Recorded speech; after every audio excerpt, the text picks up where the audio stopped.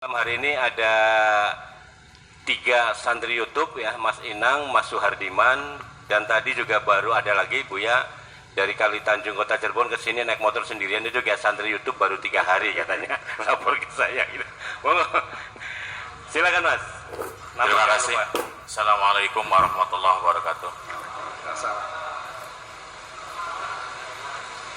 Nama saya Khairul Anam. Kalau yang 2 tadi berasal dari Garut, saya juga ada kaitannya dengan Garut. Saya dari Desa Kebulen, Kecamatan Jatibarang, tepatnya di Blok Bantaragung. Di sana dialiri oleh Sungai Cimanuk. Sungai Cimanuk itu dari Garut, jadi airnya kami minum. Jadi ada kaitan dengan Garut. Dan seumur hidup, saya baru sekali menapakkan kaki di Garut atas kebaikan orang Garut untuk mengunjungi Gunung Papandayan. Terima kasih kebaikan orang Garut. Dan masih balaan karo untuk maju.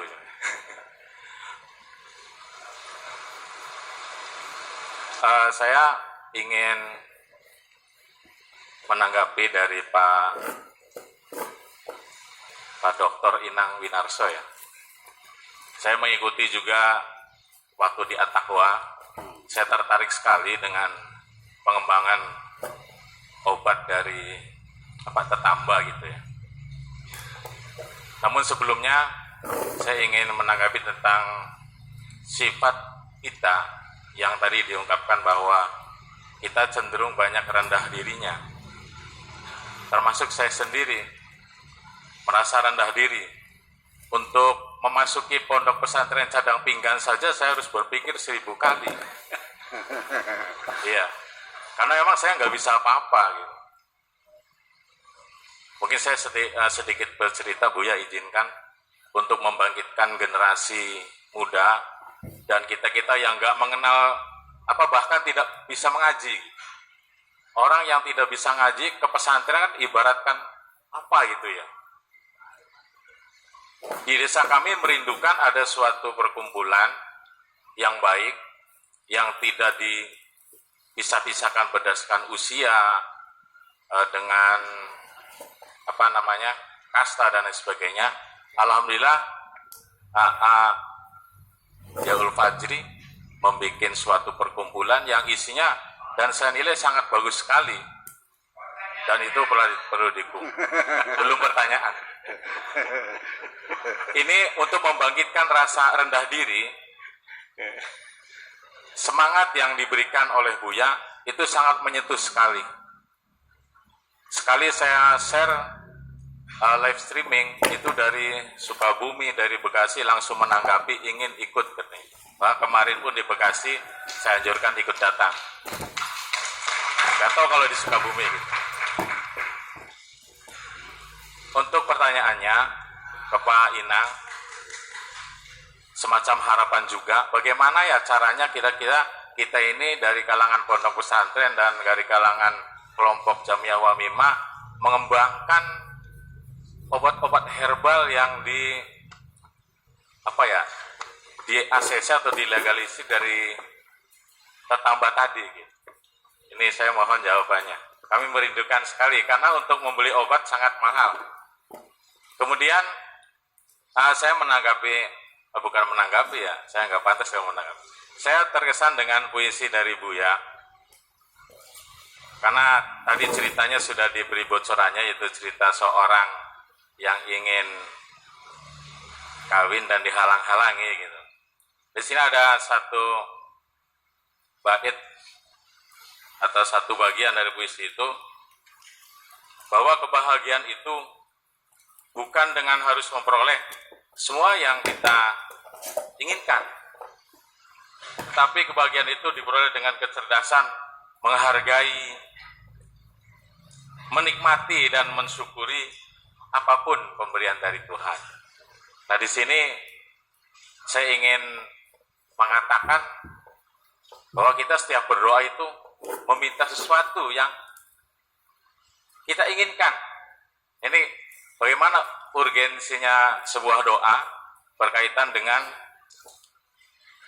kita menikmati dan mensyukuri apa yang diberikan oleh Tuhan. Terima kasih.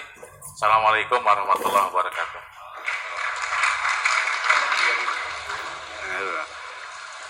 Allah berjanji, ud'uni astajib lakum. Mintalah kepadaku, pasti akan aku kabulkan. Tetapi Allah berjanji, itu bukan mengabulkan apa yang kau inginkan, tetapi mengabulkan apa yang engkau butuhkan. Karena kalau menuruti keinginanmu nggak akan selesai seumur dunia. Mobil ingin nggak? Pesawat terbang? Tinggalnya di Karawang, di mana nyangkutnya?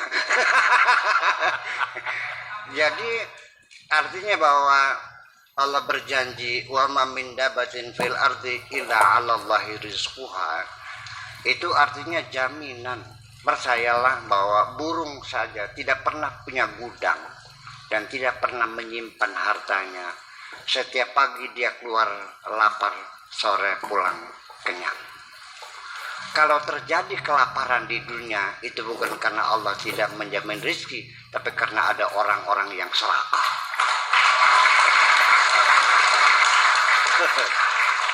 Nah, di sini ada dua hal yang hampir mirip. Kalau kita mengambil sesuatu sesuai dengan kebutuhan kita, itu namanya muksid.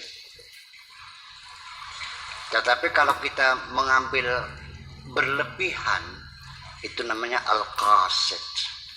Kalau al-qasid itu finari jahannam khalidina fiha abada.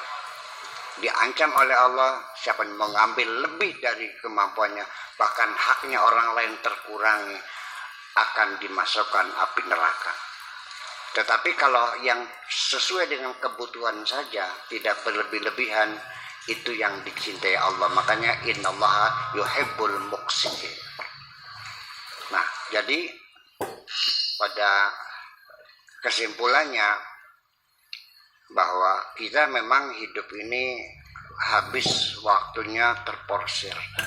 Kita bekerja keras siang dan malam, banting tulang peras keringat untuk mendapatkan sesuatu yang kita inginkan. Lalu kita tanya, dari mana keinginanmu itu muncul? Sederhana sekali. Dulu kakek saya nggak pernah ingin beli TV. Apa sebabnya? Nggak pernah melihat TV. Juga kakek saya nggak pernah ingin punya internet. Karena sejak kapan engkau ingin mobil? Karena engkau melihat mobil. Lihat brosur dulu, Bu ya. Ya, itulah makanya periklanan itu, strategi yang mereka bangun adalah bagaimana menarik perhatian Anda supaya melihat. Setelah melihat baru ingin. Ini sebetulnya perlu ada undang-undang periklanan, karena saya melihat periklanan ini melewati batas kelayakan. Ya, melintang di tengah jalan pakai videotron, ya, sebesar gajah lintas itu. Kita dipaksa untuk melihatnya. Bahkan juga menggunakan mengeksplorasi atau mengeksploitasi seksual dengan gambar perempuan yang cantik-cantik dengan buah dada yang montok yang tidak ada hubungannya. Orang jual bisa cukur dengan perempuan cantik, hubungannya apa? Mau nyukur apanya? Mas Mustafa dengan orang-orang radio ya. Ya, dari etika periklanan itu sudah banyak dilanggar dan kita sampai sekarang belum punya undang-undang periklanan. Mohon mudah-mudahan ini didengar oleh yang berwenang, dibuat undang-undang supaya kamu tidak banyak keinginan. Jadi artinya hidup kita tidak pernah bahagia. Bekerja siang malam hanya ingin mendapatkan sesuatu yang belum kita miliki. Padahal kesenangan yang kita capai setelah kita miliki tidak lama, hanya sebentar. Setelah itu hanya menjadi beban bagi kita. Dan nanti ketika habis waktu berlakunya, rusak, hilang sebagainya, baru kecewanya berlama-lama. Jadi artinya kita menghabiskan waktu hanya untuk kesenangan sementara dan itu hilang. Persis seperti anak saya merengek 1 minggu ingin beli Tamiya, mobil-mobilan Jepang yang cepat larinya itu. 1 minggu merengek, setelah saya belikan, dia menyanjung saya, abah sayang, gitu kan. Ternyata dia hanya 5 menit bermain, setelah itu ditinggalkan dan bermain yang lain. Hidup kita seperti itu, mencari sesuatu yang sebentar sekali. Jadi betapa ruginya kalau hidup kita ini hanya mencari sesuatu yang belum kita ingin, belum kita miliki, tetapi yang sudah ada tidak pernah disyukuri. Dan ini memerlukan kecerdasan. Terima kasih.